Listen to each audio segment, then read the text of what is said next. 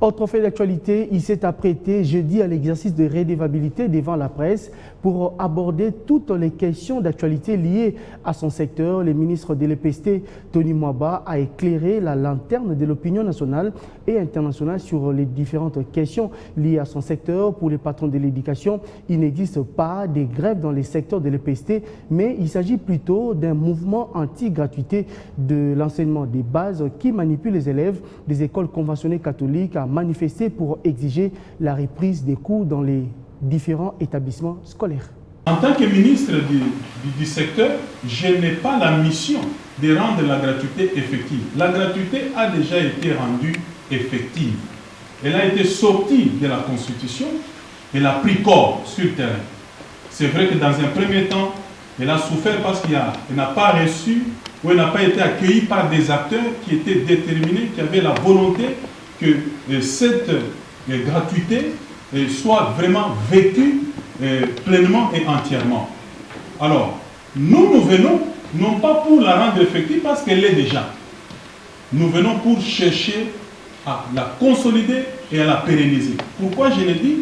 Parce que la gratuité telle qu'elle a été rendue effective, elle a créé le bonheur des uns, en tout cas de la plus grande partie de la population, je parle des enseignants, des écoles, mais elle a aussi créé les malheurs des autres. Je parle bien des malheurs des autres, je vais préciser, c'est pour tous ceux qui tiraient profit du système de prise en charge des enseignants par les parents.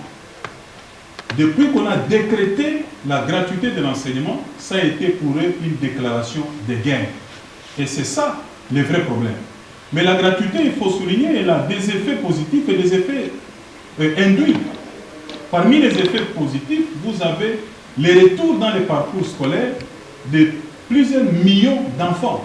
Déjà en 2019, il y a eu 4 millions. Cette année, d'après les évaluations, au moins 2 millions d'enfants sont encore attendus dans les parcours scolaires.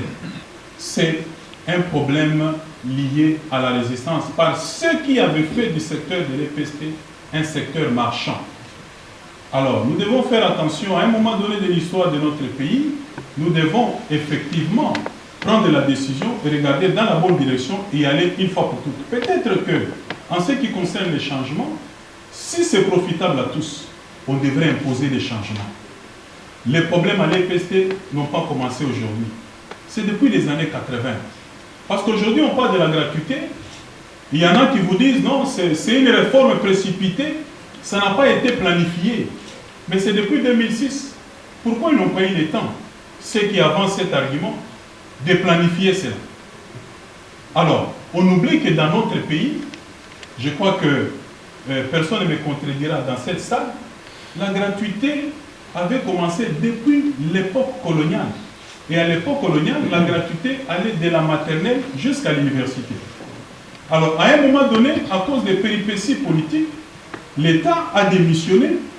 Par rapport à ces missions, l'État n'était plus capable de continuer à supporter la charge du personnel enseignant.